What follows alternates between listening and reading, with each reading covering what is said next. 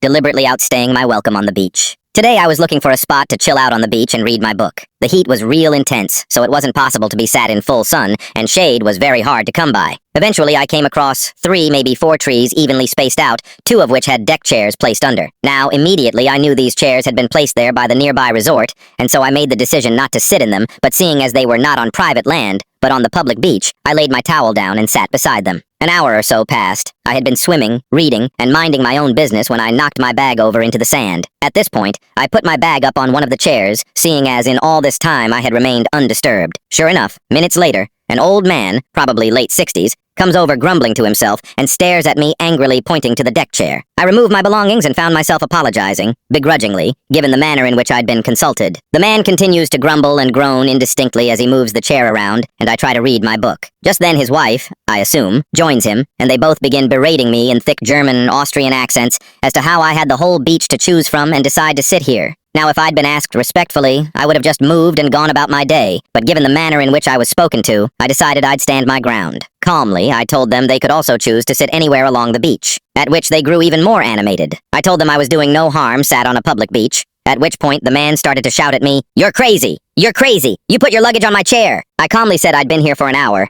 and it hadn't been an issue, at which point they snapped back that they'd been here longer. I still don't understand the logic in this. I simply put it to them that I didn't have an issue with the situation and went back to reading, and they both set down their belongings and stormed off into the sea, presumably waiting for me to leave. At this point, I'd realized I was all but ready to go off in search of lunch anyway, until this delightful couple gave me the perfect reason to stay just a little longer. For half an hour, I sat with my book occasionally looking over to them as they swam around, glancing back at me to see if I'd gone. Eventually, the man returned. I stayed sat with my head in my book as he moved his chair around me, deliberately hanging it over my head for a length of time. I didn't look up to see what he was trying to gain from this. I did, however, note him deliberately walking across my towel as I was sat on it and doing his absolute best to kick as much sand my way as possible. I said that was real kind of him, and that I thought with age, you learn manners. I added that it was embarrassing for a man of his age to behave in such a way. As a result, I sat out for the best part of another half hour, at which point his wife now looked like a dried prune, having tripled her wrinkles trying to avoid me by staying in the sea. I decided I'd finally move on to get some much-needed food, though not before one final flourish. I slowly gathered my things,